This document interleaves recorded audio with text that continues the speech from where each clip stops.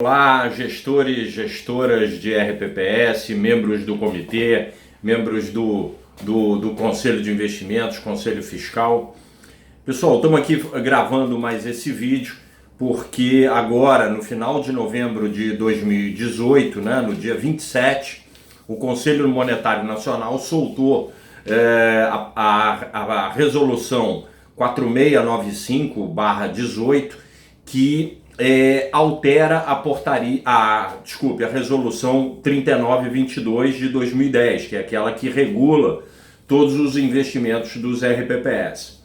Então é importante a gente dizer, a 3922 não foi revogada, ela foi alterada pela resolução 4695. Então, eu estou aqui, como ela é recente e foram várias modificações, eu estou aqui até com uma colinha aqui na mão, mas para fazer alguns comentários e algumas coisas aqui que a gente selecionou para vocês.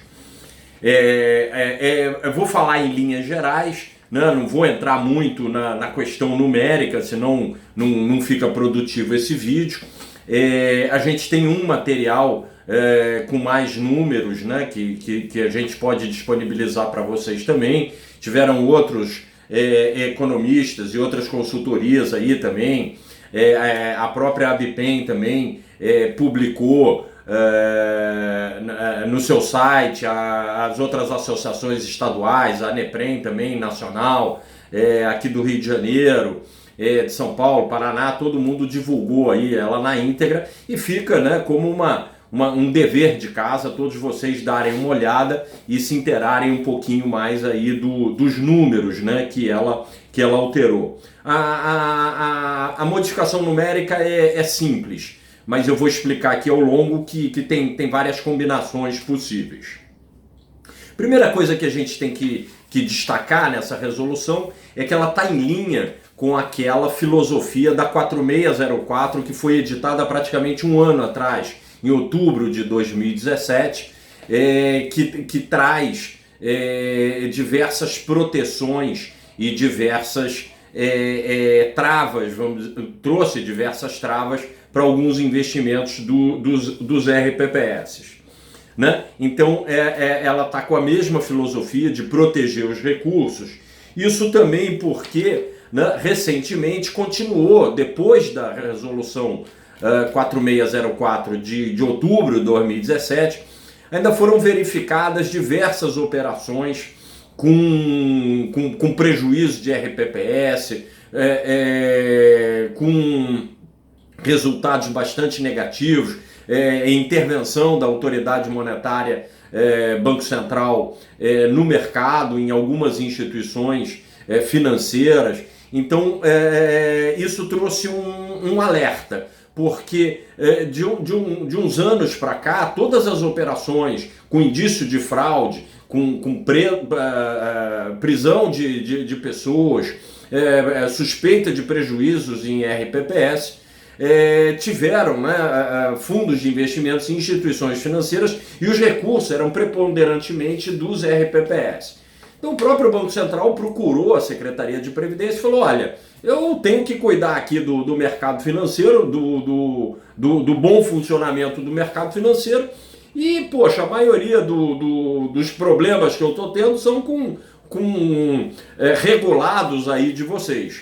Então houve uma troca de informações entre o pessoal, a equipe técnica do Banco Central, a Secretaria de Previdência do Ministério da Fazenda, o pessoal da CVM também. Então houve uma grande discussão das equipes técnicas dessas duas autarquias, o Banco Central e a CVM, bem como do pessoal da Secretaria de Previdência. Houve também a participação da Ambima. A Ambima também tem uma boa responsabilidade com o bom funcionamento do mercado financeiro. Também tem interesse que ele funcione de uma maneira bastante eficiente, com ética, com segurança, com transparência. Então, né, todas essas instituições e associações, elas se uniram. Então, houve uma grande troca de informações, uma participação, né, do mercado, sim, né, através da Anbima. A gente não pode dizer que não houve participação do mercado, e dos técnicos das autoridades monetárias e previdenciárias que estão responsáveis por dar as diretrizes e zelar pelo bom funcionamento de todo esse sistema que é tão importante para a economia brasileira. Tá? Então, o que provocou um pouco um pouco não, em grande parte, a 4695 foi todo esse ambiente conturbado e de prejuízos e operações ruins que aconteceram no mercado e muitas delas, né, até com a intervenção da Polícia Federal, executando ordens de mandato de prisão, de pegar bens, arresto de bens, enfim, pegar depoimentos, condução coercitiva, todas essas coisas determinadas pela Justiça, quer dizer, com fundamento dado tecnicamente para que essas ações policiais fossem executadas, né? A primeira coisa que a gente tem que dizer, então, né, foi todo esse ambiente, né, que provocou, mas a gente tem que dizer também que isso vai provocar em vocês uma alteração da política de investimentos que a grande maioria, quem cumpriu o prazo, né, o prazo era até 31 de outubro, quem cumpriu esse prazo vai ter que fazer uma revisão da política de investimentos para incorporar elementos aqui determinados na 4695. Quem ainda não fez, quem está atrasado, quem não cumpriu o prazo, já pode fazer, incluindo isso, essas novas diretrizes no corpo da sua política de investimentos.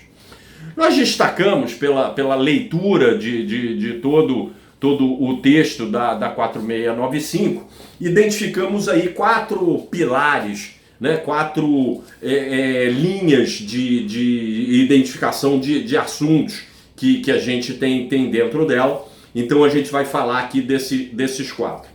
O primeiro nós denominamos de maior proteção dos recursos financeiros e previdenciários.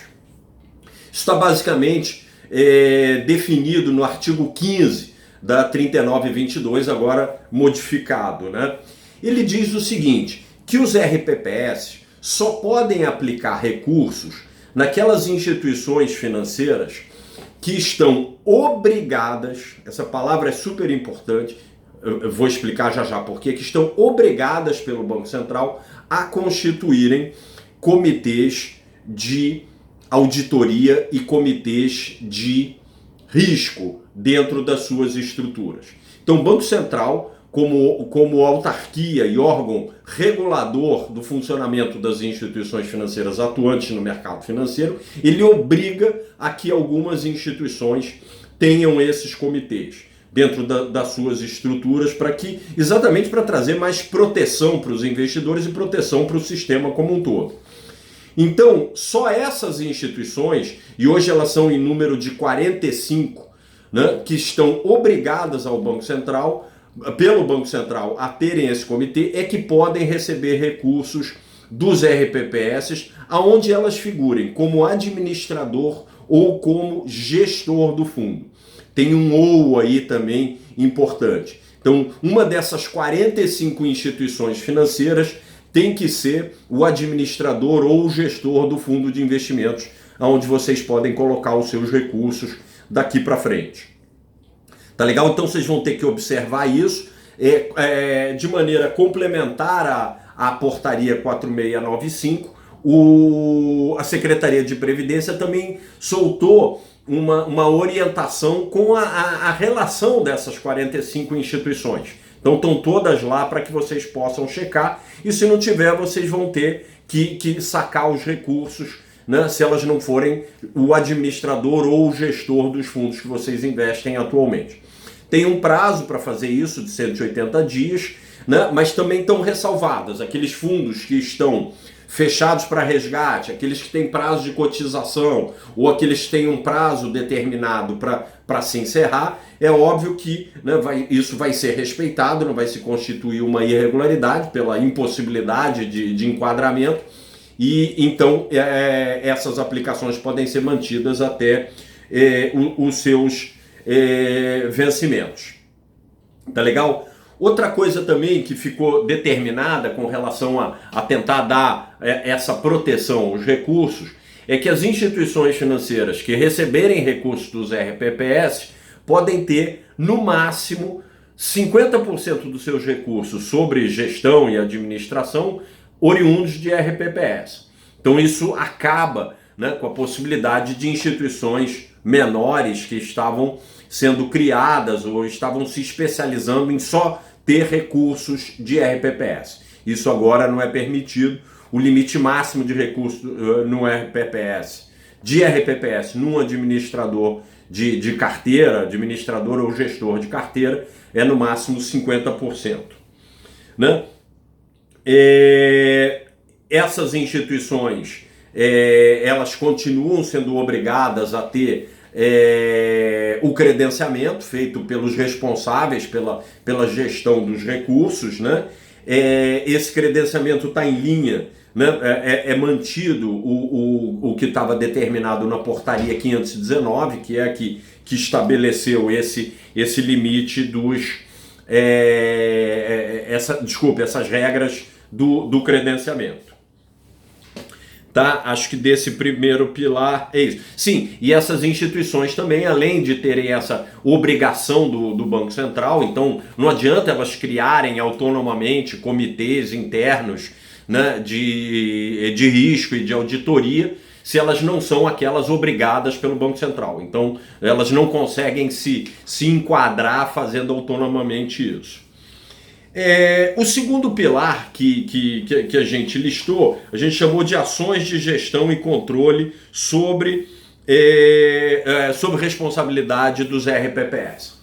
Isso aqui é o seguinte, foram criados, né, primeiro se definiu quem são os responsáveis pela gestão dos recursos dos RPPS. Isso está muito claro, pessoal, a partir de agora não tem como ter dúvida.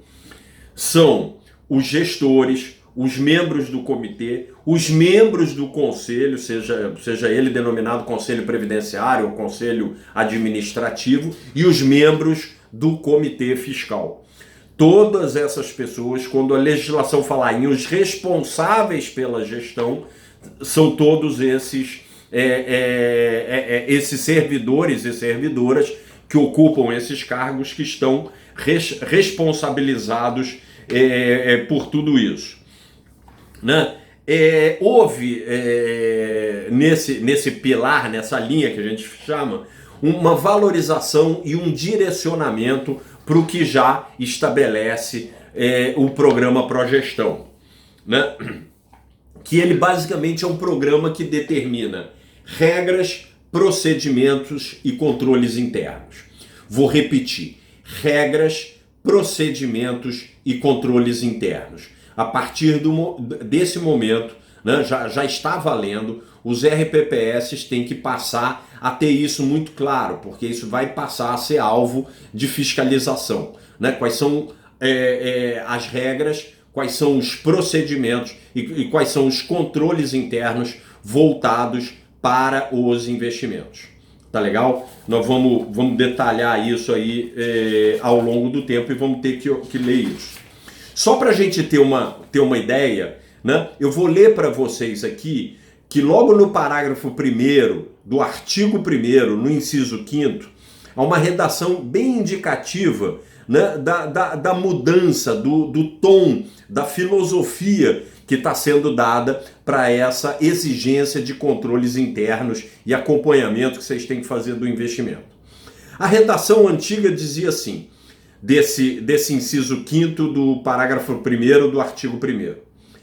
Olha só, adotar práticas que visem garantir o cumprimento de suas obrigações. Vou repetir, adotar práticas. A redação atual diz adotar regras, procedimentos e controles internos que visem garantir o cumprimento das suas obrigações.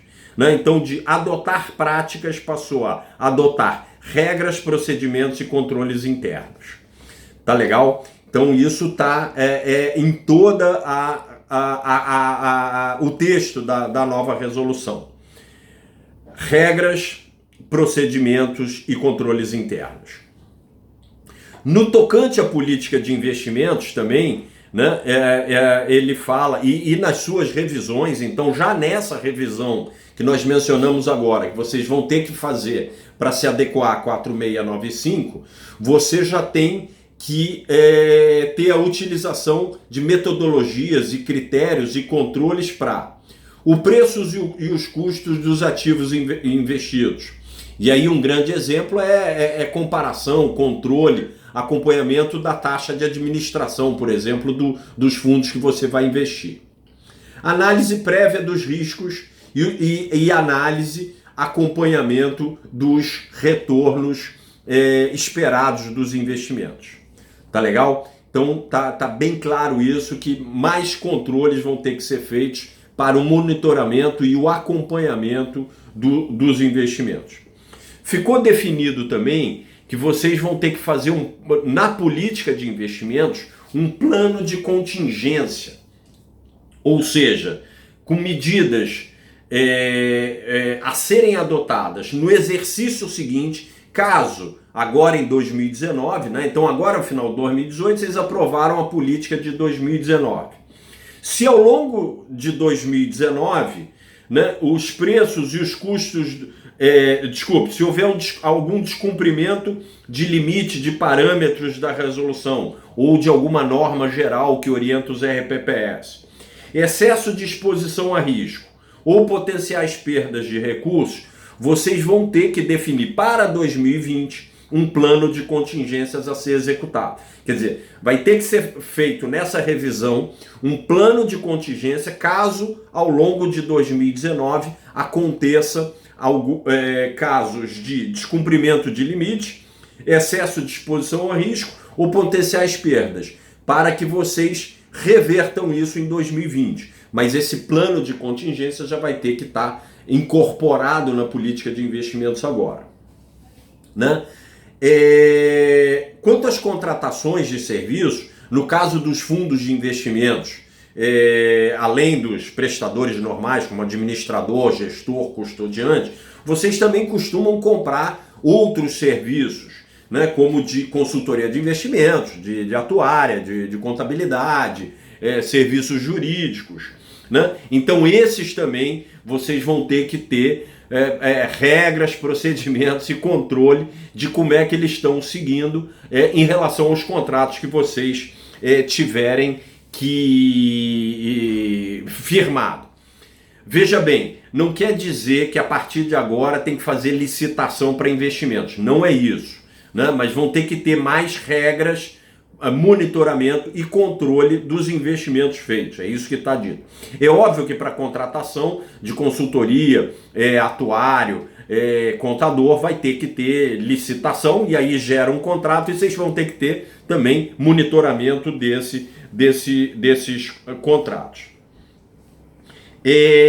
Então o credenciamento também, né, dos prestadores de serviços de fundos, dos próprios fundos, do gestor, do administrador e do custodiante, além de serem, né, fazerem parte daqueles 45 que foram elencados, vocês vão ter que avaliar também o histórico, volume de recursos sob gestão, aderência de resultados anteriores de outros fundos com relação ao seu benchmark, se eles entregaram o que eles tinham por objetivo no fundo, o padrão ético e o risco reputacional. Isso aqui também é uma coisa bastante importante, é uma expressão nova, né, mas que denota essa preocupação. O risco reputacional. O que é o risco reputacional? É você contratar o serviço de alguém que não tem boa reputação. Então isso vocês vão ter que analisar também, antes de fazer qualquer contratação, qual é a reputação né, dessa empresa, dos donos dessa empresa, da atuação dessa empresa, seja ela o administrador do fundo, o gestor do fundo, uma consultoria de investimentos, uma empresa de atuário, uma empresa de contabilidade, um escritório de advocacia, né? Então, não incorrer, assim como a gente não incorre em risco de liquidez, risco de mercado, ou procura não, né? Em risco de crédito, também não incorrer em risco operacional e em risco reputacional. Ou seja, não comprar serviço de quem não tem boa reputação no mercado.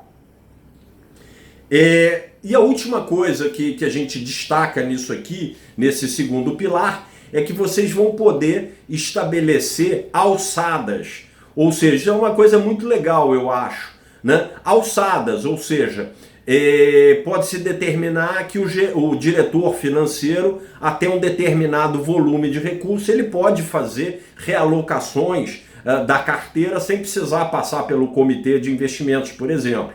Né? Isso é para dar mais agilidade, eu acho bem legal isso, porque imagina, às vezes chega um recurso, sei lá, de compensação previdenciária, ou um repasse da prefeitura que estava atrasado, chega 3, 4 horas da tarde, né?